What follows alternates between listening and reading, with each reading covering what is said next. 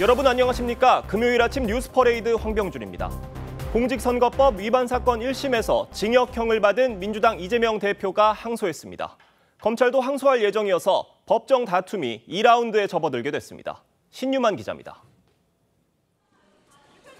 이재명 대표는 공직선거법 위반 혐의 1심 재판에서 징역 1년에 집행유예 2년을 선고받고 항소의 뜻을 밝혔습니다. 항소하게 될 것입니다. 기본적인 사실 인정부터 도저히 수긍하기 어려운 그런 결론입니다. 항소 기한은 1심 판결로부터 일주일, 오늘까지입니다. 이 대표는 어제 항소장을 냈고 당초 이 대표에게 징역 2년의 실형을 구형했던 검찰도 오늘 중 항소할 계획입니다. 항소심 쟁점은 이 대표 발언의 허위성과 고의성 여부입니다. 마치 제가 골프를 친 것처럼 사진을 공개했던데 조작한 거죠. 제가 누군지 기억을 못 하겠더라고요. 1심 재판부는 이 과거 발언을 고 김문기 씨와 골프를 치지 않았다는 의미의 허위 발언으로 인정했는데 이 대표 측은 사진을 조작했다고 한 것이지 골프를 치지 않았다고 말한 건 아니라는 주장을 할 거란 관측이 나옵니다. 검찰은 1심에서 허위사실로 인정되지 않은 김문기 몰랐다 발언의 허위성 입증과 함께 유죄가 인정됐던 이 대표 발언의 고의성을 부각할 것으로 전망됩니다. 1심 선고가 대법원에서 확정될 경우 이 대표는 국회의원직을 잃고 10년간 피선거권이 제한돼 대선에 출마할 수 없게 됩니다. TV조선 신유만입니다. 네, 국민의힘 당원 게시판 논란과 관련해 경찰이 오늘 고발인을 다시 불러 조사합니다. 한동훈 대표는 당의 분열을 우려하면서 불필요한 자중질환에 빠질 때가 아니라며 수사를 지켜보자는 입장을 밝혔습니다. 황정민 기자의 보도입니다. 국민의힘 당원 게시판 논란과 관련해 한동훈 대표의 해명과 당무감사 요구 등 친윤계 공세가 가라앉지 않은 상황. 위증교사 사건 선고 때까지는 이 문제를 일단락 지어주시는 것이 반드시 필요하다고 명명백백하게 해명하고 넘어가는 것이. 경찰은 오늘 한동훈이란 이름을 사용한 게시판 이용자를 고발한 고발인을 불러 조사합니다.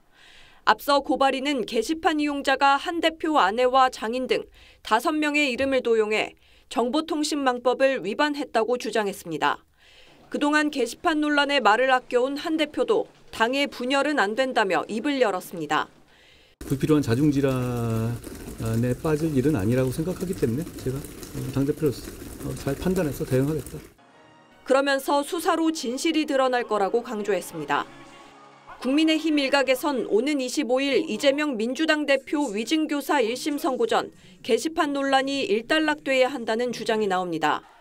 한 대표는 민주당을 향해선 사법 리스크에 빠진 이 대표 구하기에 몰입해 민생을 외면한다고 공세를 폈습니다. TV조선 황정민입니다.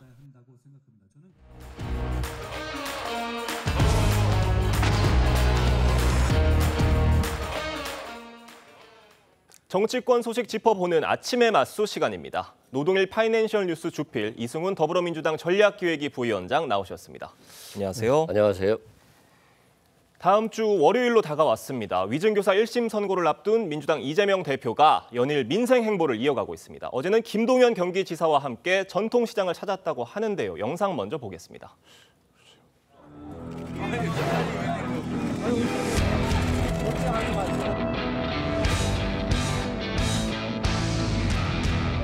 여러분 나서야 됩니다. 그냥 맡겼으니까 잘하겠지. 맡겼으니까 못해도 할 수 없다. 견디자. 이럴 필요가 없는 거죠. 이래서도 안 되는 거죠. 말을 안 들으면 혼을 내야죠.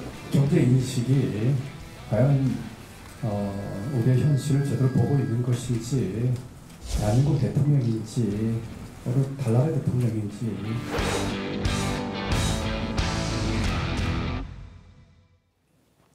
이재명 대표가 경기도 수원에서 김동연 경기지사를 만났습니다. 이 둘 간의 만남을 놓고 굉장히 많은 해석들 나오고 있는데 어떻게 보셨습니까? 뭐 도지사도 그렇고 국회의원도 그렇고 예. 이른바 민생 행보라는 건 뭐 언제든 해야 하는 거 아니겠습니까? 네. 근데 보통 저렇게 전통시장 가고 하는 건 되게 선거 때나 가는 거지 뭐 본인들이 평소에 뭐 시장 가서 쇼핑하거나 그런 건 아니잖아요.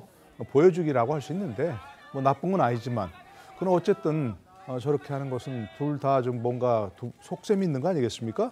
의도가 있는 거고 이재명 대표로서는 지금 뭐 모든 시선이 1심 선고가 난 그 사법 리스크에 쏠려 있는 거고 또 다음 주면 또 위증교사 그 문제에 대한 또 선고가 나오지 않습니까? 네. 계속 정치권의 시선이 국민들의 시선이 그쪽만 쏠려 있으니까 뭐 그걸 조금 이제 분산시켜서 윤석열 정부를 비판하고 하는 쪽으로 또 민생 행보 쪽으로 돌려야겠다 이런 의도가 있을 거고 김동연 지사가 함께한 건 아무래도 뭐 만약 이 대표가 이제 문제가 생겼을 때 거리됐을 때 이른바 민주당의 플랜 B의 하나로 거론되고 있지 않습니까? 그럴수록 지금 뭔가 약간 좀 회심의 미소를 짓는 모습을 보이면 안 되죠. 그래서 이 대표를 적극 옹호하고 네. 함께 행보를 하고 이래야 뭔가 그 김동연 지사 쪽으로 비판이 쏠릴 수 있는 그런 걸 막을 수 있는 거니까 그런 두 분의 이해관계가 맞았다고 볼 수 있는 거죠. 네, 지금 김동연 경기지사는 어떤 플랜 B에 대해서 선을 긋고 있는 모양새고요. 어제 만남이 이재명 대표가 먼저 요청을 해서 이제 성사가 된 거라고는 알려져 있는데 어찌됐건 김동연 지사도 그 요청을 받은 겁니다. 이 시점에서 둘의 만남 어떻게 보셨습니까? 일단 김동연 지사 입장에서 보면 이 만남이 굉장히 좋은 거죠. 예. 왜 그러냐면 잠재적인 대권 경쟁자인데 아직까지는 전혀 두각을 드러내지 못하고 있잖아요. 그런데 이재명 대표가 한번 만나자라고 해서 만났다라고 하는 건 또 자신의 위상도 높아지는 거고 또 반면에 만약에 이재명 대표가 잘못된다 할지라도 최대 계파 조직인 친명 조직이 없으면 어려운 거잖아요. 그래서 자신의 목소리를 내기보다는 지금은 윤석열 대통령과 각을 세우면서 이재명 대표와 함께 간다. 이런 모습을 보여주면 좋은 것으로 지금 해석되는 것이고요. 이재명 대표 입장에서도 지금 뭐 1심 판결 나니까 뭐 이재명 대표에게 위기가 찾아오는 거 아니야? 뭐 이런 논란들이 조금 있을 수 있잖아요. 네. 좀 더 여유로운 모습으로 뭐 라이벌이라고 하기까지는 아직은 그렇지만 또 이렇게 김동연 지사 함께하면서 좀 여유로운 모습, 리더십 있는 모습, 그리고 좀 경제를 챙기는 모습. 지금 경제가 너무 최악이다 보니까 이런 모습들을 통해서 조금은 좀 여유를 주는 듯한 그런 모습으로 보여집니다. 네, 뭐 이재명 대표와 비명계 간의 어떤 미묘한 기류들 계속 이어지고 있는 것으로 보이는데요. 이재명 대표가 어제는요. 공직선거법 위반 1심 선고에 대해서 항소장을 제출했습니다. 2심에서 결과가 달라질 가능성 있다고 보시나요? 글쎄요. 2심 지금 시작도 하지 않았는데 네. 뭐 그런 걸 예측하는 건 너무 빠른데 예. 어쨌든 좀 저 개인적인 생각보다는 약간 좀 중한형이 나왔어요. 징역형이 나온 것은 집행유예가 나오긴 했지만 약간 좀 생각보다 중한데 뭐 그런 형량에서 좀 조정될 가능성이 있다고 생각이 됩니다.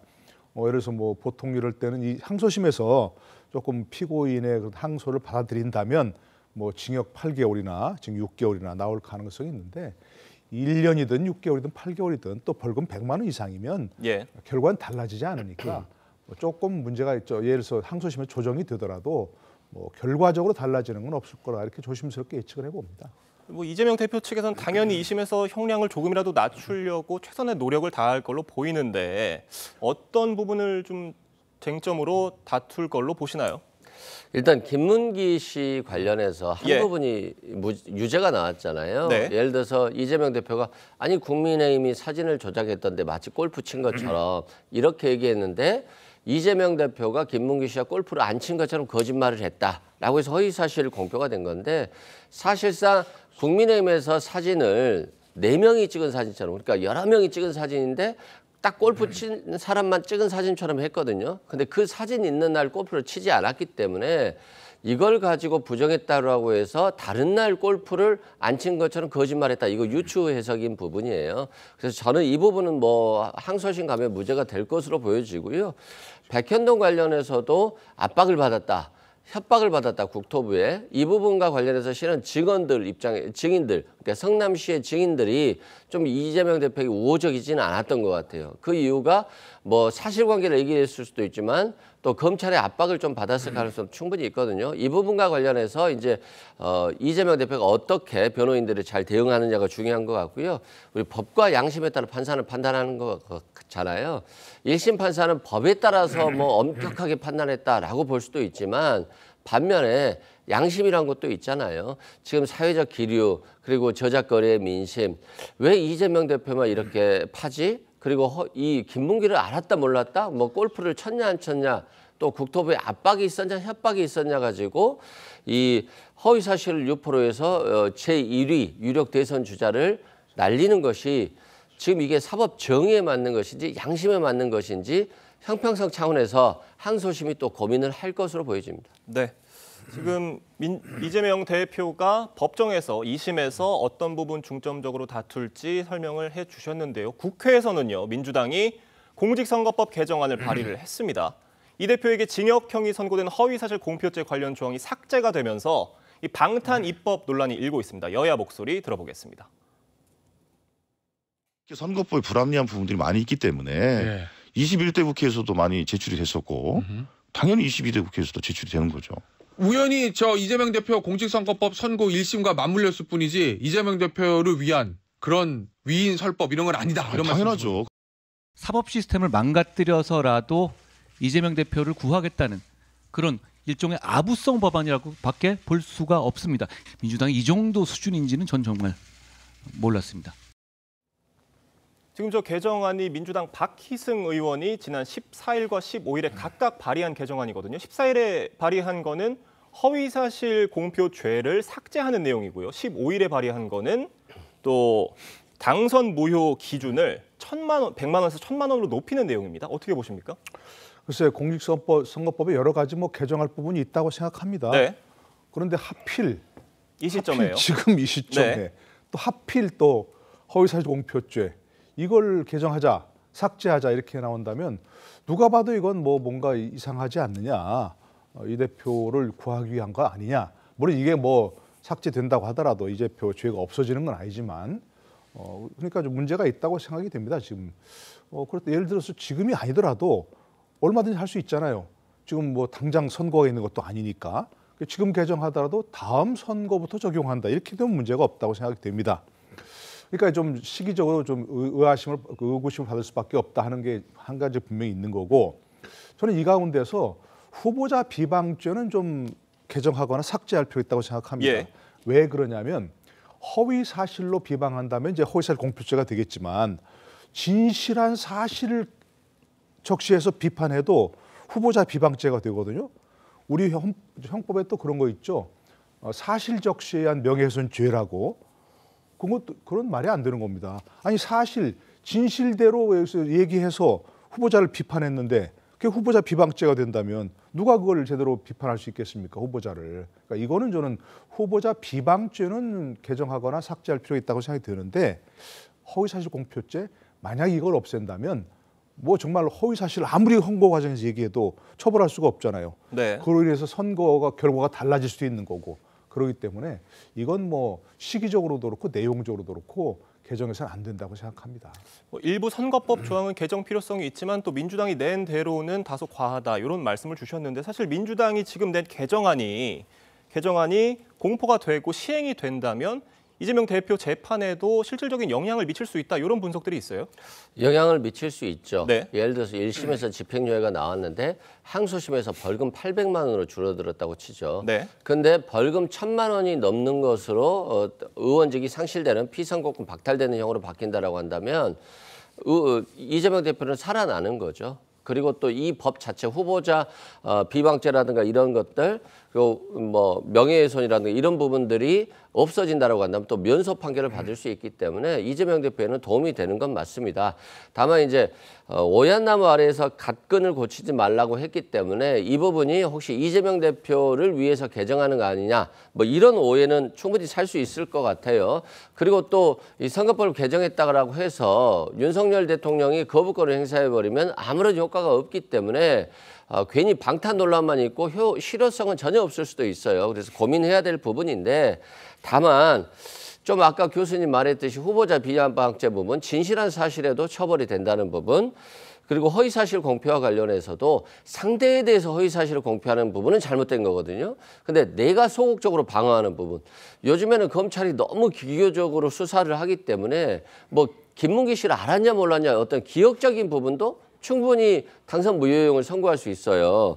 그리고 너 과거에 학폭했지 안 했는데요 하면 과거의 학폭 사실들을 당신 바람 피웠지 안 했는데 하면 과거에 바람 피운 사실 예. 이런 것 가지고도 당선 무효용을 쉽게 만들어질 수 있기 때문에 실은 선거법 개정이 필요한 것은 맞습니다. 네, 지금 이거는 국회 안에서의 얘기고요. 국회 밖에서도 민주당이 총력을 기울이고 있습니다. 이번 주말에도 장외 집회에 나설 예정인데 이 당의 상징색이잖아요. 파란색 옷을 입지 말라는 공지를 내렸다고 알려졌어요. 어떤 이유가 있다고 보십니까?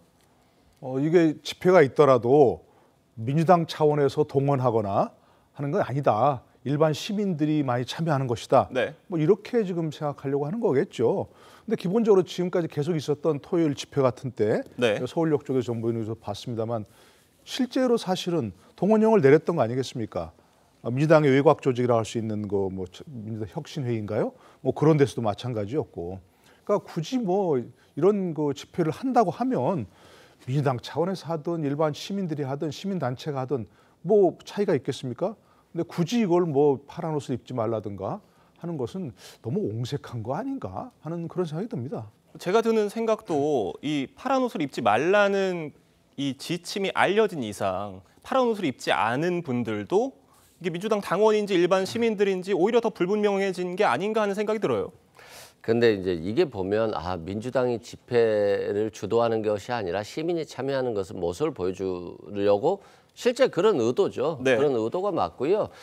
왜 그러냐면 민주당만의 참여로 김건희 여사 특검을 밀어붙일 수 있을까요? 굉장히 어렵거든요. 대통령의 거부권이 수십 차례 나오고 있기 때문에 자신의 가족 문제도 거부권이 행사되는 거에 별로 두려워하지 않아요. 그렇기 때문에 결국 지금 이 윤석열 정부의 문제들을 그냥 견딜 것인가 아니면 저항할 것인가는 결국 시민들의 몫이거든요. 네. 그래서 민주당의 깃발 아래서 민주당 사람들만이 모이는 게 아니라 시민이 더 적극적으로 참여하고 남의 잔치가 아닌 우리의 잔치처럼 느끼게 하려고 하는 좀 포용적인 정책인 것이고요. 단순한 변화이지만 또 이게 민주당 내부적으로도 어떤 강압적인 것보다는 또는 또 뭐 강권하는 것보다는 자연스럽게 참여하는 것이기 때문에 또 이 부분에 있어서는 또 좋은 측면도 있다 이렇게 말씀드립니다. 네, 이런 상황에서 국민의힘은 내홍을 겪고 있습니다. 한동훈 대표 가족 이름으로 윤석열 대통령 부부를 비방하는 글을 올렸다는 이른바 당원 게시판 논란에 대해서 한동훈 대표가 입장을 밝혔습니다. 친윤계에서는 계속해서 당무감사를 압박하고 있는데 양측 입장 듣고 오겠습니다. 불필요한 자중질환에 빠질 일은 아니라고 생각하기 때문에 제가 당대표로서 잘 판단해서 대응하겠다. 명명백백하게 해명하고 넘어가는 것이 지금 단계에 필요합니다. 적어도 이재명 대표의 위증교사 사건 선고 때까지는 이 문제를 일단락 지어주시는 것이 사실 이 당원 게시판 논란에 대해서 이게 법적으로 위반을 한 건지 아닌지 이걸 따질 때가 맞느냐 이런 비판도 있어요. 지금 국민의힘이 이럴 때가 아니라 사실 쇄신을 해야 될 때인데 쇄신의 골든타임을 놓치고 있다 이런 지적들도 있습니다. 글쎄요. 저도 그렇게 생각을 하는데요. 이게 뭐 쇄신 얘기를 이전에 집권 여당, 대한민국의 지금 앞날을 책임지고 있는 대한민국 집권 여당이 이렇게 치졸하고 수준 낮은 논란을 벌일 땐가? 예. 하는 생각이 듭니다. 일반 국민들도 만나보면요. 굉장히 수준 높은 걱정을 하세요. 저 시민들도 야 트럼프 대통령이 됐는데 우리나라하고 지금 동북아에 엄청난 이 경랑이 이런 거 아니야? 우리나라 지금 제대로 대처하고 있어? 어떻게 해야 돼? 이런 걸 묻고 얘기를 해요. 근데 그런 얘기를 하지 않고 이게 무슨 당원 게시판에 뭐가 올라왔는데 저 하도 수준 낮아서 내용도 파악을 안 했었는데요. 예. 내용 보니까 뭐 한동훈 대표 또 부인 뭐 어머니 또 장인 장모 뭐 이런 한동훈 대표 일가의 이름으로 네, 전부 가족 이름으로 뭐 작성자의 글이 윤석열 올라왔다는 대통령을 비난 뭐 이런 거라는 그런 게시글이 올라왔다는 거 아니에요. 네. 한마디로 참 수준 낮고 치졸하다 하는 걸 분명히 말씀드리고 또 한 가지는 이런 게시판이 익명성을 보장하면서 어떤 얘기도 할 수 있도록 하는 거 아니겠습니까? 네. 옛날에 임금님 욕도 했다는데 윤석열 대통령 비판한 게 뭐가 그렇게 큰 문제입니까?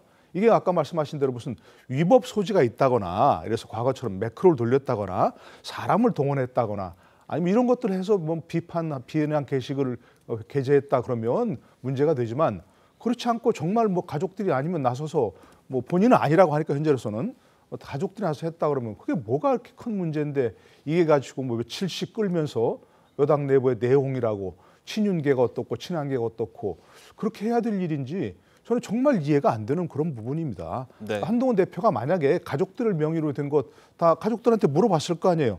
아니라면 아니라고 얘기하고 네. 만약에 그런 일이 있다면 지금부터 빨리 인정하고 뭐 사과할 거면 사과하든지 하고 수습을 해야 될 일이지 지켜볼 만한 계속 지켜보기만 할 일은 아니다 이렇게 생각합니다.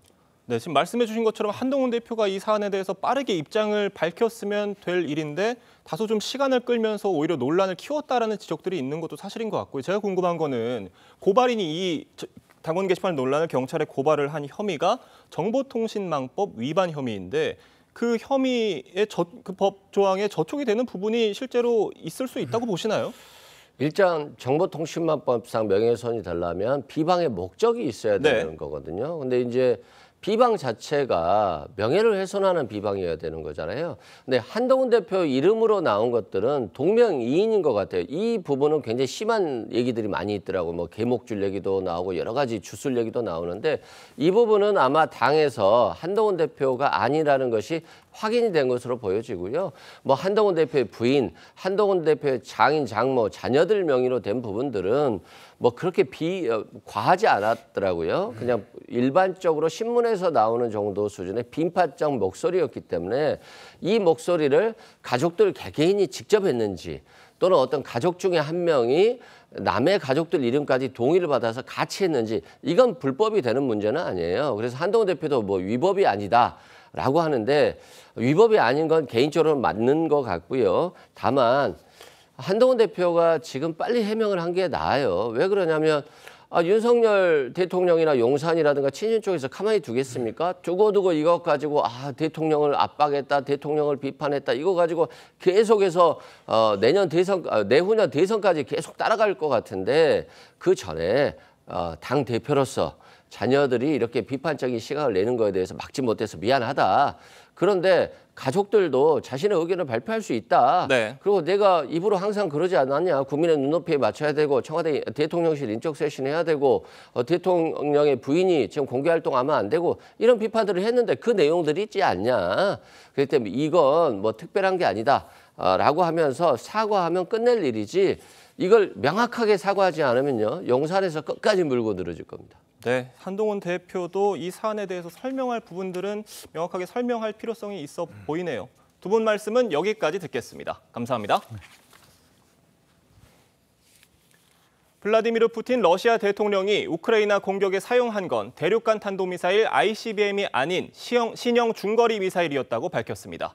푸틴 대통령은 현지 시간 21일 국영방송 연설에서 이같이 밝히고 우크라이나가 미국과 영국이 지원한 장거리 미사일로 러시아를 공격한 데 대한 보복으로 시험 발사한 것이라고 주장했습니다. 앞서 우크라이나군은 러시아가 우크라이나에 대륙간 탄도미사일을 쐈다고 발표했습니다.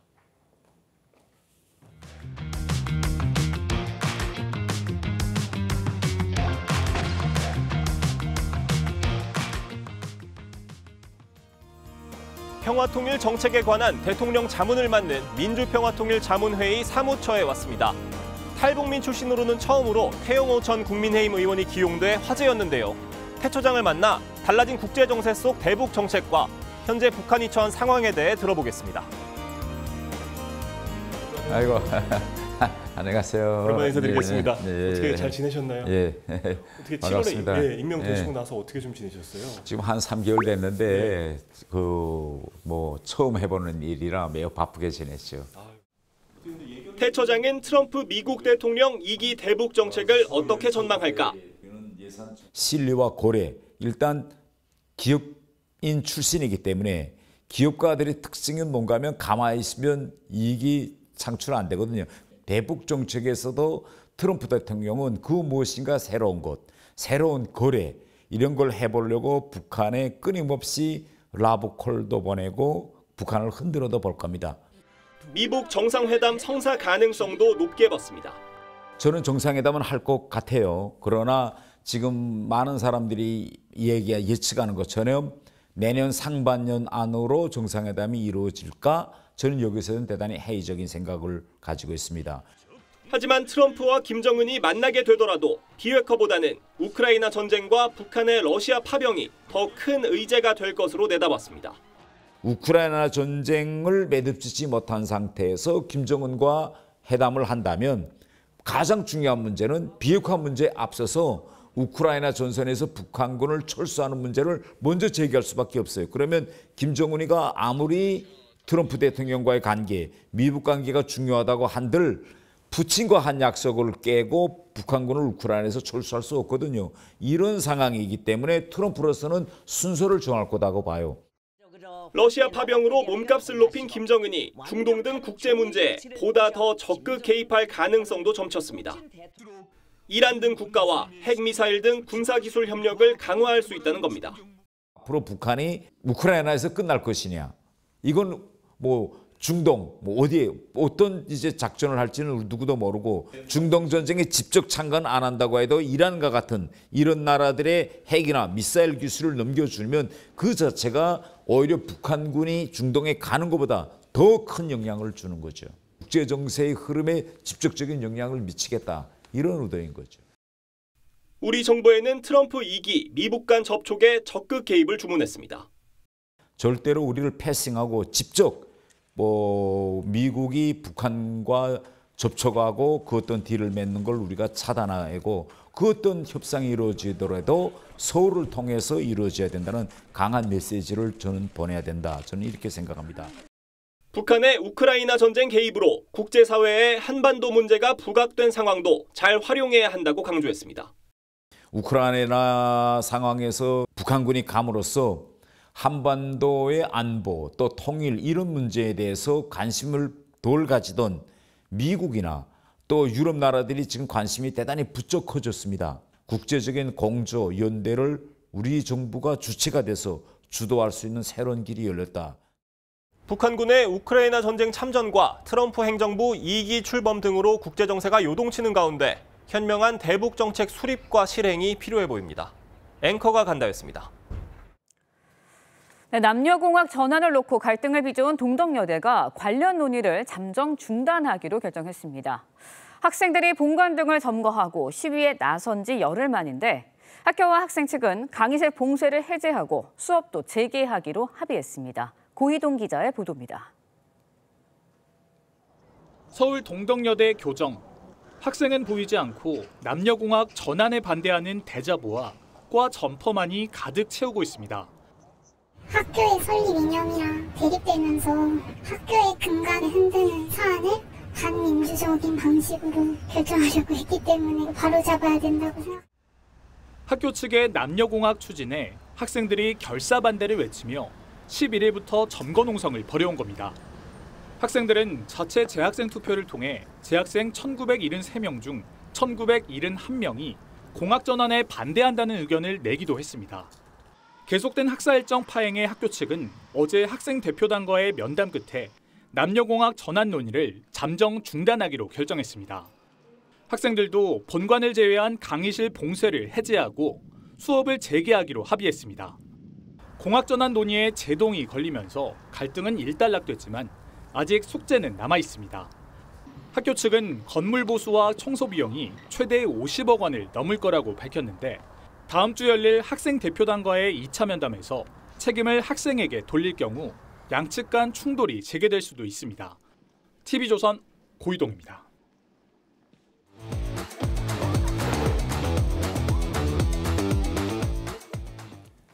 화제가 된 사건 사고 소식 짚어보는 아침의 이슈 시간입니다. 네, 최진영 변호사와 함께합니다. 네, 안녕하세요. 반갑습니다. 네, 나이지리아의 거점을 두고 네. 국내로 필로폰을 밀반입한 마약 조직이 경찰에 적발이 됐는데 60대 네. 노인 그리고 70대 노인들을 운반책으로 썼다고 해요.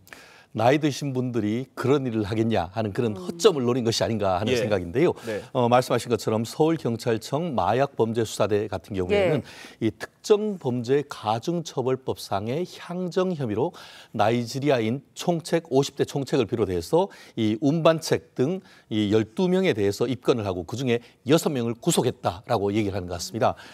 왜 이게 마약법이 아니고 향정이냐 이런 의문이 있을 것 같은데요. 이 거래했던 금액이 500만 원이 넘어가면은 가중처벌하도록 되어 있습니다. 특히 5천만 원을 넘어가면은 무기징역 또는 7년 이상의 유기징역을 할 만큼 굉장히 중한 죄인 것 같은데요. 이 운반책을 이른바 지게꾼이다라고 얘기를 하고 있는데 뭐 캐나다 그 같은 에서 온 사람 같은 경우에는 뭐 이 가방 안에 넣어가지고 이것을 뭐 커피나 이런 것으로 해서 마약 탐지경으로 또 어떻게 보면 탐지를 하지 못하도록 하기도 하고 또 남아공 같은 경우에도 비슷한 일을 하고 있는데요. 캐나다, 남아공 또 전 세계에서 이렇게 마약을 운반하도록 했다는 점에서 상당히 충격적인데요. 실질적으로 지금 이미 20만 명이 동시에 투약할 수 있을 만큼 되는 2kg 정도 되는 것을 압수를 했고 그런데 2kg 정도가 6kg를 압수했고 2kg 정도는 이미 국내에 유통이 됐다고 하니까 국내의 어떤 그 필로폰 이 부분에 대한 것이 굉장히 어떤 심각한 문제가 아닌가 하는 것을 보여주는 대표적인 사례인 것 같습니다. 네, 압수는 일단은 6kg 정도 했고 그 다음에 2kg를 이제 수사를 착수하고 있다 이렇게 정리하면 될 것 같은데 노인까지 마약 운반책에 동원했다는 게 너무 충격적인데 아직 마약 조직의 총책은 검거되지 않았죠? 그렇습니다. 말씀하신 것처럼 그 운반책 같은 경우에는 11명이 잡혔지만 가장 핵심이라고 할 수 있는 총책은 검거되지 않았던 사람이라고 하는데요. 실제 이 사람의 국적은 나이지리아라고 하고 한국에서 이미 7년 동안 살다가 대마초들을 유통한 혐의로 해서 국내에서 추방된 사람이라고 합니다. 실질적으로 그렇기 때문에 지금 인터폴 같은 경우에는 적색 수배를 요청을 했고 나이지리아 본국 같은 경우에도 이 체포를 요청했다라는 후문인 것 같은데요.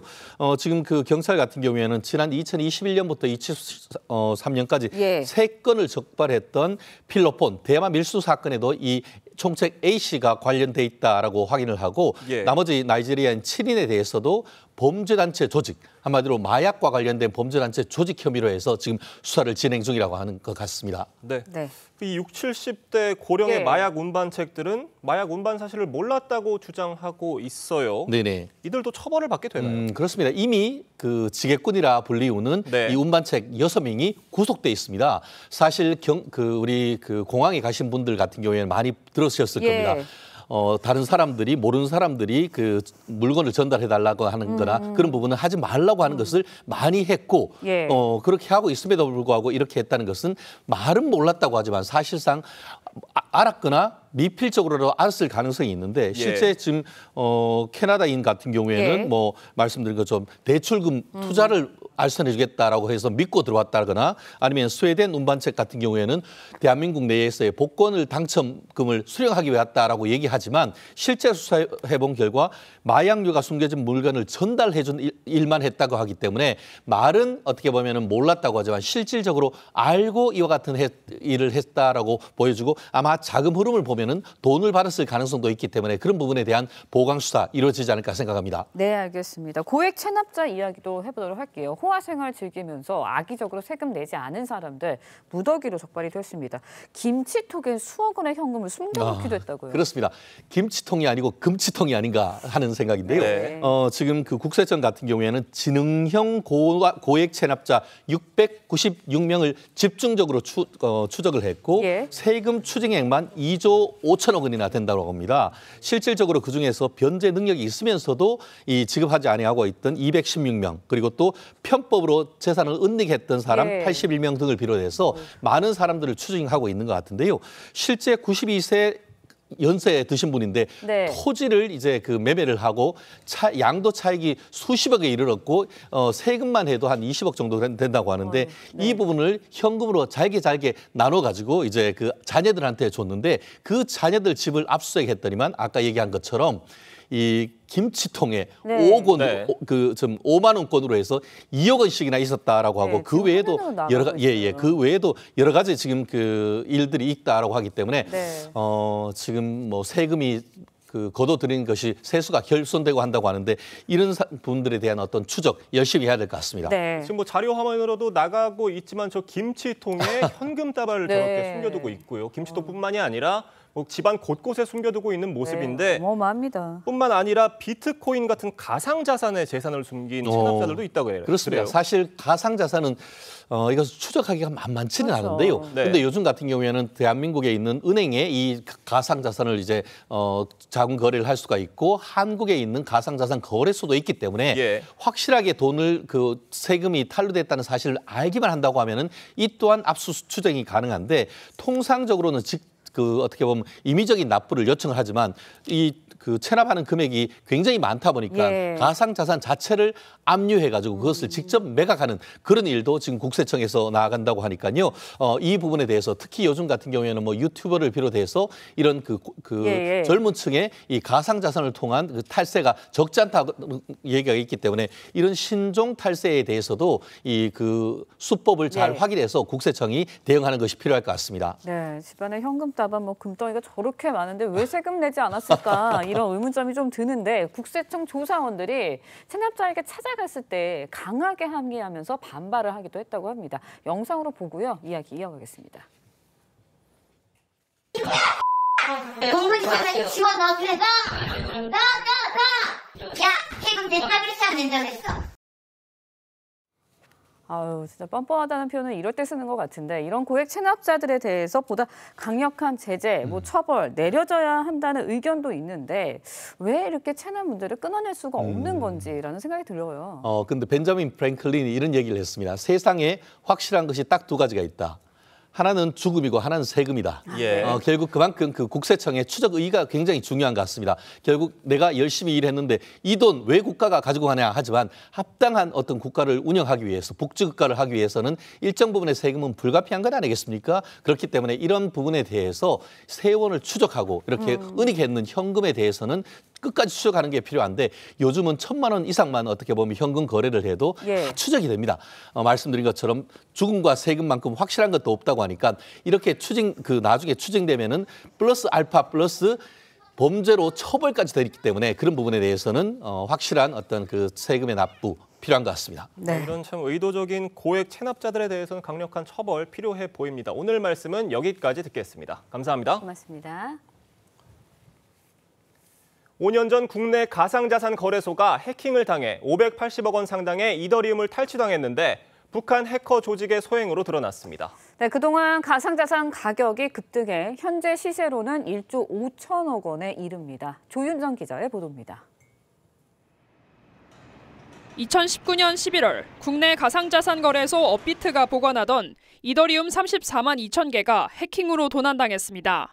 당시 시세로 580억 원, 현 시세로 1조 4,700억 원입니다. 5년 동안 수사해온 경찰은 북한 정찰총국 산하 해커 조직 라자루스와 안다리엘 범행으로 확인했습니다. 경찰은 모방 범죄를 우려해 구체적 수법은 밝히지 않았지만 추적 과정에서 북한 IP 주소와 중요하지 않은 일이라는 뜻의 허란 일이란 북한말을 발견했다고 밝혔습니다. 북한은 가상자산 교환 사이트를 만들어 빼돌린 이더리움 57%를 비트코인으로 바꿨습니다. 나머지는 중국과 미국 등 51개 거래소에 분산시켜 추적을 피했습니다. 북한에서는 자신들이 만든 3개의 허위 사이트를 통해서 탈취한 이더리움을 정상적인 비트코인으로 교환하는 그런 수법을 사용했습니다. 경찰은 북한 해커가 바꿔치기한 6억 원 상당의 비트코인을 스위스 거래소에서 발견하고 환수했습니다. TV조선 조윤정입니다. 네, 화제 이슈 콕 집어서 파헤쳐봅니다. 아침의 픽 시작합니다. 이인철 참좋은경제연구소장과 함께 업비트, 이더리움 코인 탈취 사건 짚어보도록 하겠습니다. 안녕하세요. 네, 수사당국이 이제 북한의 소행임을 파악했습니다. 그런데 이게 최근에 일어난 일이 아니라 5년 전에 일어난 일이거든요. 이렇게 가상화폐 이 자산 탈취 사건 추적하는데 5년이나 걸렸을까? 왜 이렇게 오래 걸리지? 이런 생각이 드는데 이렇게 힘든 건가요? 이 북한이기 때문에 그렇습니다. 추적이 어려웠던 이유는 정말로 철저하게 계획된 어떤 자금 세탁 방식을 이용했는데요. 북한이 탈취된 이더리움의 절반 이상, 57%는 북한 해커들이 자체적으로 만든 것으로 추정되는 가상자산 교환 사이트가 있어요. 이 세 곳을 이용해서 57%는 비교적 시세보다 낮은 가격에 비트코인으로 바꾼 겁니다. 그럼 나머지 43%는 어떻게 했느냐? 이제 미국, 홍콩, 중국과 같은 13개 국가 51개 거래소를 분산했습니다. 다단계 세탁 방식을 이용하다 보니까 이게 이러면 자금 출처 파악이 좀 어렵죠. 이렇게 치밀한 방식으로 북한이 이제 국제적 공조를 좀 피해왔고요. 추적하는 데 시간이 오래 걸릴 수밖에 없는데 물론 행방은 묘연하긴 합니다만 그럼에도 불구하고 이 중 상당수는 북한으로 흘러들어갔을 것으로 이제 경찰은 추정을 하고 있습니다. 네, 탈취 당시에 580억 원 상당의 이더리움이 탈취가 됐어요. 그런데 회수한 거는 6억 원에 달하는 비트코인으로 환수가 된 것으로 전해졌거든요. 이렇게 환수가 조금밖에 안 됐는데 피해 가상자산 환수 왜 이렇게 어려운 거예요? 그렇습니다. 이제 피해 가상자산 환수가 어려운 이유는 크게 한 두 가지 정도로 꼽아볼 수가 있는데 우선 탈취 자산의 출처를 입증하기가 어렵다라는 겁니다. 처음에는 이더리움인데 지금 비트코인으로 바뀌었잖아요. 예. 그러면 그 비트코인이 과연 범행으로 빠져나가서 탈취한 것인지 입증해야 되는데 그게 쉽지가 않고요. 두 번째는 국제 공조 한계입니다. 앞서서 13개 국가 51개 거래소에서 분산 세탁 과정을 거쳤다라고 했는데 스위스 빼고는 공조가 안 됐습니다. 그나마 경찰이 이제 피해 가상자산 가운데 일부가 이 스위스의 가상자산 거래소에 예. 보관된 것을 확인하고 스위스와 공조를 통해서 지난 10월이었습니다. 비트코인 4.8개를 환수해서 업비트에 되돌려줬는데 말씀하셨던 것처럼 1억 한 5천만 원, 1조 4천억 원 상당이란 말이에요. 그렇죠. 현재 시세로는. 맞습니다. 현 네. 시세로 가면 비트코인 10,000개 탈취해 가서 4.8개 회수했다는 얘기니까 나머지는 더 이상 이제 추적이 불가능하니까 환수가 좀 불가능하다라고 봐야 됩니다. 네, 좀 돈을 이렇게 이체하고 그러면 흔적이라도 남는데 비트코인이나 가상자산은 이런 게 안 남는다는 거잖아요. 맞습니다. 그러니까 이제 탈취된 가상화폐 추적이 이렇게 어렵다면 북한의 소행으로 추정되는 가상자산 탈취 사건 더 있을 가능성도 있는 거 아닌가요? 맞습니다. 국내외에서 그동안 크고 많은 이제 이 가상자산 탈취 사건이 발생했고 그 배후에는 북한이 있을 것이다라는 추측만 가능했는데 예. 이번처럼 지금 배후를 밝혀낸 건 처음이기도 하고요. 실제로 국내에서는 이제 가상자산 거래소 빗썸이 2017년, 2020년 이렇게 두 차례 걸쳐서 이제 모두 가상자산 탈취 피해를 입었는데 당시에도 예. 이제 북한이 있을 것이다라는 이제 추정은 있었습니다.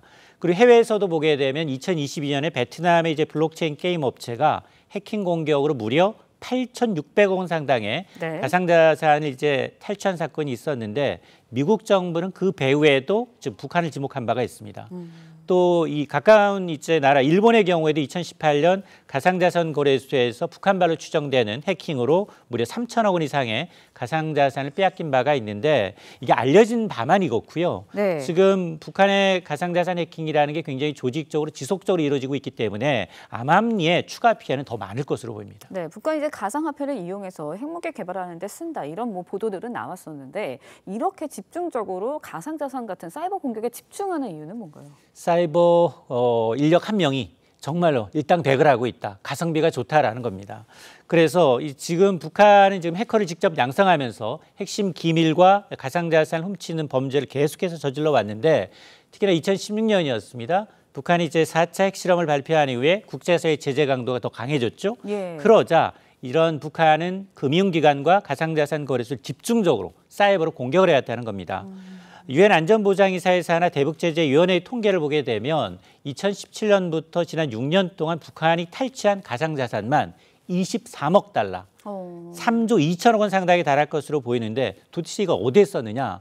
미 국무부는 이 북한의 대량 살상 무기라든가 예. 탄도미사일 개발 프로그램에 필요한 자금의 40%가 이런 가상자산을 통해서 조달한 것으로 지금 보고 있습니다. 네, 그러면 이제 가상자산 해킹에 대한 뭐 대비책도 필요하지 않을까라는 생각이 드는데 현재 대비책이 좀 있나요? 어떻습니까? 그렇습니다. 일단 우리나라 경찰은 북한의 3대 가상자산 해킹 조직에 주목하고 있습니다. 이번에 연루됐던 라자루스, 안다리엘 이외에도 친숙한 이름 김숙희가 등장을 그렇죠. 합니다.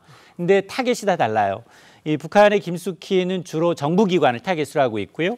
그리고 라자루스는 금융기관을, 그리고 안다리엘은 군과 이제 국방 분야를 주로 표적으로 삼아 왔는데 이번 수사로 이들 북한의 주요 해킹 조직이 협업한다라는 사실도 밝혀냈습니다. 예. 자, 이 사건을 계기로 이제 국내 가상자산 거래소도 이 해킹에 대한 대비책을 마련하고 있는데요. 국내 최대 가상자산 거래소 업비트의 경우에는 보안을 강화하기 위해서 콜드 월렛이라는 비중을 한 70% 이상 이제 확대하고 있는데 콜드 월렛이라는 게 뭐냐? 예. 일단 해킹 피하기 위해서는 인터넷을 차단해야 됩니다. 그 차단하는 방식으로 지금 해킹 암호화된 지갑을 좀 보관하고 있다라는 얘기인데 사실은 경찰도 이제 이번 모방 범죄 때문에 이번 북한의 탈취 방식은 공개를 하진 않았지만 그럼에도 불구하고 이 북한이 탈취한 해킹 수법을 금융기관과는 공조하고 있습니다. 왜냐하면 이런 사건을 미연에 막기 위해서 추가 피해를 막기 위해서 좀 활용하라라는 측면이 있습니다. 네, 알겠습니다. 비트코인 관련 소식도 짧게 짚어보도록 하겠습니다. 비트코인 한때 99,000달러 선 넘었습니다. 사상 최고가 기록했는데 10만 달러 넘을 거란 관측이 우세해요. 어떻게 보세요? 계속 오를까요? 맞습니다. 비트코인이 밤사이에 99,000달러를 찍었습니다. 원화 기준 1억 3,800만 원이요. 이제 정말 10만 달러가 1,000달러 내외로 지금 남아있는 상황인데요. 근데 이게 전고점을 돌파하니까 여러 가지 과열 징후가 좀 나타나고 있어요. 우선 보니까 가상자산 거래 대매국 하루입니다. 한 국내에서만 30조 원이 넘어섰습니다. 국내 증시 거래 대mek 20조 원을 밑돌고 있기 때문에 이미 초월한 상황이고요. 이러다 보니까 그동안은 가상자산 하면 20대, 30대 젊은 사람만 한다라고 했는데 60대 이상이 굉장히 적극적으로 이 시장에 나서고 있는데 가상자산은 실체가 없습니다. 노후 자금은 손실을 봤다? 회복이 불가능하거든요. 자, 그러다 보니까 이게 지금 이 심리적 요인에 의해서 과매수되기 쉽기 때문에 정말 야, 나만 이 상승장에 소외되는 게 아니야? 하고 싶다라고 하신다면 정말 손실이 발생하더라도 큰 피해가 발지 않도록 정말 철저한 리스크 관리가 좀 필요합니다. 네, 신중한 투자가 정말 중요하다는 거 아셔야 될 것 같습니다. 이인철 소장님과 함께 이야기 나눠봤습니다. 오늘 말씀 고맙습니다. 네, 국제형사재판소가 네타냐후 이스라엘 총리와 하마스 간부 등에 대해 전쟁 범죄 등의 혐의로 체포영장을 발부했습니다. 네타냐후 총리는 반유대주의 결정이라면서 강하게 반발을 했는데 실제로 체포될 가능성은 희박하다는 전망이 나오고 있습니다. 변재영 기자의 보도입니다. 팔레스타인 가자 지구에서 1년 이상 하마스 소탕 전쟁을 벌여온 네타냐후 이스라엘 총리. 국제형사재판소가 네타냐후 총리와 갈란트 전 국방장관이 가자지구 전쟁 범죄와 비인도적 범죄 등을 저지른 혐의가 있다며 체포영장을 발부했습니다. 네타냐후 총리는 반유대주의적 행위라며 강하게 반발했습니다. זהו יום שחור בתולדות העמים. בית הדין הבינלאומי בהאג, שהוקם כדי להגן על האנושות, הפך היום לאויב האנושות. 미국도 영장 발부에 절차상 오류가 있다며 거부 입장을 밝혔습니다. 국제형사재판소는 하마스 무장조직 사령관 무함마드 데이프에 대해서도 이스라엘을 기습 공격한 혐의로 영장을 발부했습니다. 유럽연합은 가자지구 비극을 끝내야 한다며 체포영장 집행을 촉구했습니다. All state parties of the court, which include all members of the European Union, are binding to implement this court decision. 하지만 이스라엘은 국제형사재판소 회원국이 아니어서 네타냐후 총리에 대한 영장이 집행될 가능성은 높지 않다는 관측이 나옵니다. 역시 비회원국인 러시아 푸틴 대통령도 우크라이나 전쟁 범죄 혐의로 영장이 발부됐지만 해외 방문 등 일정을 계속하고 있습니다. TV조선 변재영입니다.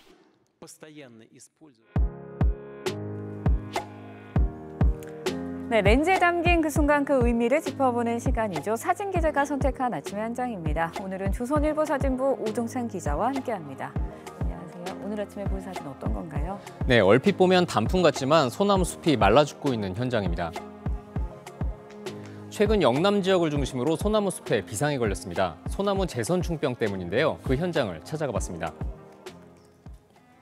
경남 밀양시의 소나무 숲인데 드론을 띄워 내려다보니 처참합니다. 푸른 녹색이어야 할 숲 곳곳이 붉은색과 회색으로 변해버렸는데요. 소나무 재선충은 소나무에 기생하는 선충이 나무를 말려서 죽입니다. 최근 그 피해가 빠르게 확산되고 있어서 산림당국은 비상이 걸렸습니다. 네, 푸른 숲이 잿빛으로 변하고 있는 건데요. 소나무 재선충병, 왜 이렇게 확산을 하는 건가요? 네, 여러 가지 이유가 있지만 전문가들은 기후변화를 주된 원인으로 꼽고 있습니다. 올해 이상 고온 현상이 늦가을까지 이어졌는데요. 이로 인해 매개충 숫자가 급증하고 그 활동 기간이 길어졌기 때문입니다.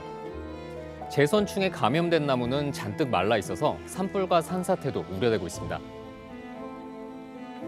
네, 사진을 보니 피해 규모가 생각보다 심각해 안타까움을 더하고 있는데요. 조속한 대책 마련 필요해 보입니다. 지금까지 아침 현장이었습니다. 오늘은 첫눈이 내린다는 절기 소설입니다. 이 무렵부터 초겨울의 찬 기운이 뚜렷해지고 눈이 내리는 시기인데요. 오늘 아침 중부를 중심으로 아침 추위를 보이겠습니다. 서울의 아침 기온 3.7도로 어제보다 기온이 2도 정도 떨어졌습니다. 한낮에도 어제보다 기온이 낮아 평년 수준과 비슷하겠습니다. 오늘 전국 하늘은 대체로 맑겠습니다. 오전까지 강원 내륙으로는 짙은 안개가 끼겠습니다. 또 중부 서해안과 남부, 제주에는 바람이 강하게 불겠습니다. 오늘 한낮에는 어제보다 기온이 2도에서 5도 정도 낮겠습니다. 서울이 10도, 청주와 대전 11도, 대구 13도 예상됩니다. 이번 주말 전국이 대체로 맑겠지만 경북 동해안에는 내일 비가 조금 내리겠습니다. 다음 주 화요일에는 전국적으로 비가 내리며 추워지겠습니다. 어느덧 김장철이 다가왔습니다. 예년보다 따뜻한 날씨에 김장을 언제 하느냐도 고민인데요. 김장의 적정 시기는 평균 기온이 4도 이하, 최저 기온이 0도 이하, 즉 바깥 기온이 냉장고 온도와 비슷한 때를 말합니다.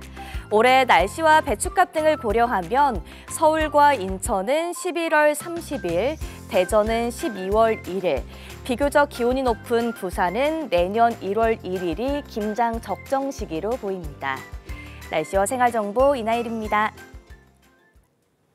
이상으로 금요일 뉴스 퍼레이드 마칩니다. 네, 저희는 다음 주 월요일 아침 7시 30분에 다시 찾아뵙겠습니다. 시청해주신 여러분 고맙습니다.